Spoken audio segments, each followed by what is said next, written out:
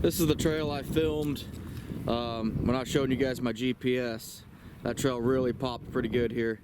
But we got some nice coon here to start day 12. This is fresh set yesterday, so it's gonna be a good day. I got a feeling we're gonna rack up some numbers. At least I'm hoping.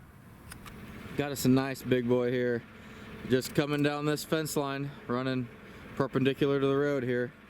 So there's nice mature timber here back behind me, but just a really nice trail here. I set a couple dog proofs on. We actually got a possum and a 220 on the other side, and boy, I'm thrilled about that, let me tell you. But not quite taking off quite like I was hoping to today. I figured I'd have 7 or 8 by now, but this makes 3, so a little slow to the start, but we got a long day ahead of us. There's a really nice pair here. Really nice. The fur looks really nice. They're not all yellow. I mean, this is just a nice pair of coon here. Just going to a feedlot behind me with, you know, timber. There's a little brush pile right here. Everything adds up. This is all part of the fresh line. This will put me at 5 right now. So, like I said, not where I wanted to be, but you know, we'll just nickel and dime our way up there. I don't know why I insisted on setting this spot. There's water here. Water means wet animals. Wet animals means I'm getting wet. But I still do set some water, guys. It's not all completely dry land spots. It's just a nice little creek system. You know, I'm not worried about getting too wet in it. But it's a nice little spot we set yesterday. Have 2 dog proofs here. Caught one, looks like a pretty decent coon. He's wet, so it's kind of hard to tell, but line's starting to pick up a little bit. It's still pretty early yet. I think it's only, oh shoot, it's probably not even 9 o'clock yet, so we're just getting on down the line. Line's starting to pick up a little bit now. We got some pretty nice pair here. If you notice where I put the traps too, I did my best to keep them out of the water. This bottom one can still reach it, but this top one couldn't. The trail actually you can see it up here. It comes out into the bean field of all things. So nice pair. Line's starting to pick up. Yeah, I'm excited. We got a long ways to go yet today, but and a lot more traps put out hopefully. Here's the spot I set yesterday that when I came down here to check it out, there was already a nice crop circle right where this coon's at. So somebody trapped it the first week. Matter of fact, you can see the trail going up here to the corn. But somebody trapped it the first week. That doesn't deter me. I don't pull up to a spot and go, oh, it's already been trapped out.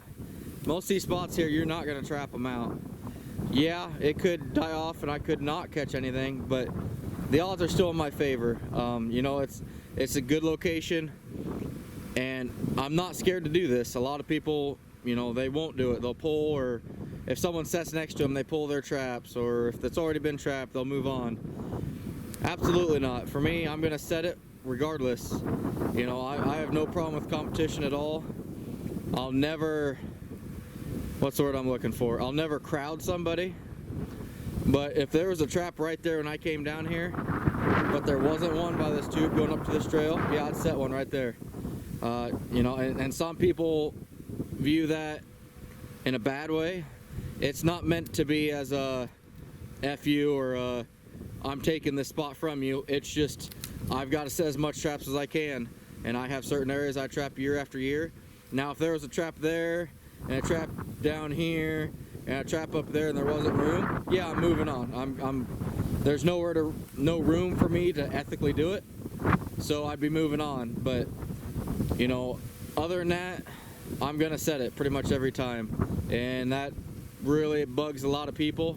But it's not meant, like I said, it's not meant to, you know, be assaulting or insulting, I should say. It is what it is. I'm gonna sit there, and just like I have people come in and set on me like this. If I had a spot there and then they came in and set that spot, that's all part of the chase. That's all fair game. That's all part of the competition.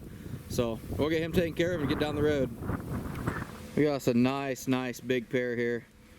This is about the spot. We got one more spot after this where we've got traps set. Then we have to start setting out more traps after this.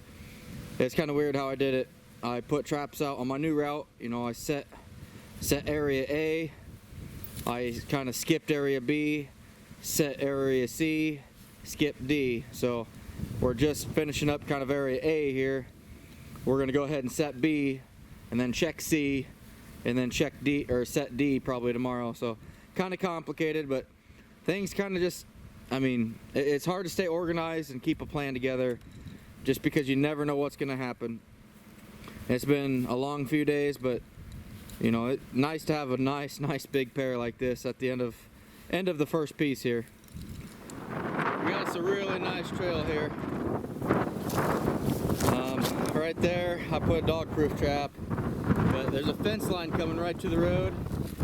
This ideally is where I'd be wanting to put a snare. I'd love to put a snare about right in there. You go over here, you got a building up on top of the hill. In Iowa, I think, don't quote me on this, but the wording is you can't be within 200 yards of an inhabited building, I believe it is. So, I mean, inhabited, does that mean somebody lives there or somebody has farm equipment there? You know, I've heard both. I've heard it two different ways, and for me, it's not worth the risk. And that might even be 200 yards away. I actually don't have my rangefinder on me, go figure. Normally I'd like to have it on me, I can range these things, but you know, are we 200 yards? Maybe. Is that classified as inhabited? Maybe. But I ain't taking the risk. I'm not going to take that risk of doing anything, getting myself in a pinch. So we just threw a dog-proof trap on here. I got one on the other side as well. It's just one of those things, guys. I could sit there and really dig into it, figure out. Yeah, I mean, different DNR have different ideas of what's inhabited. I guess that's kind of one of those gray areas in the DNR, I'd say. You know, some say yeah, it's fine. Others say no. Anywho, I always play it on the safe side if I ever have any doubt, or even if I had doubt of if I was 250 yards away and I knew that was a farm equipment there and I was perfectly legal. If I knew they had dogs and they traveled down this road every day with dogs, I'd still set a dog proof just for the fact of, yeah, I'm perfectly legal, but that doesn't mean it's always right. Got us a pretty decent sized coon down here in 220. That was set up right there on that trail. If you look right here, I've got another 220, and they went around it. You can tell where the fluff I put in there got pushed over, but he got hit on the one right about there. So, you know, it's really important to keep these things really brushed in well. If you don't, they're going to find a way around it. I mean, it's disappointing, but it happens. I mean, no matter what you do, it's going to happen from time to time. So we'll get that brushed in a little bit better, get this one reset, and get down the road. We got one of my buyers is coming to pick up some stuff here in a couple hours.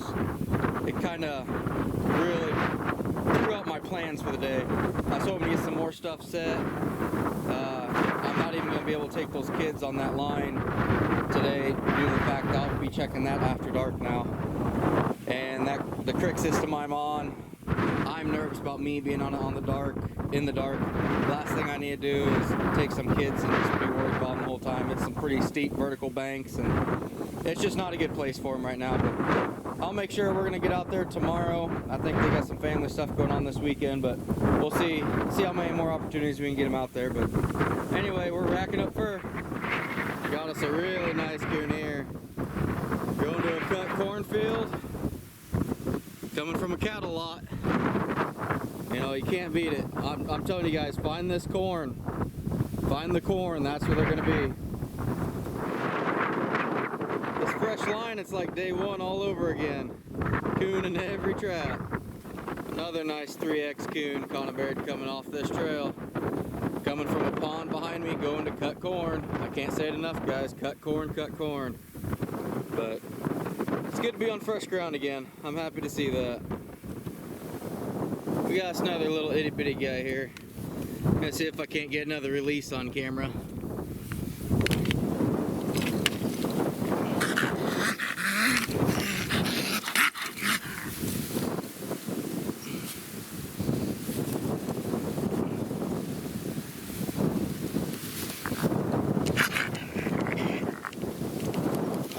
And he's gone.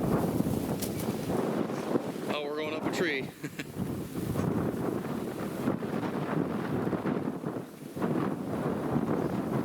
Tell you what, now that right there is an old Mountain Dew can. Wow. Leave me alone. never had one stick around like that. Normally they just take off running through the field. We got some nice big coon here on these high trails. I call these as high trails. There's a creek system here, and it's way down there. I'm guessing, oh shoot, I don't know. Vertical feet, you're probably talking 60 feet down.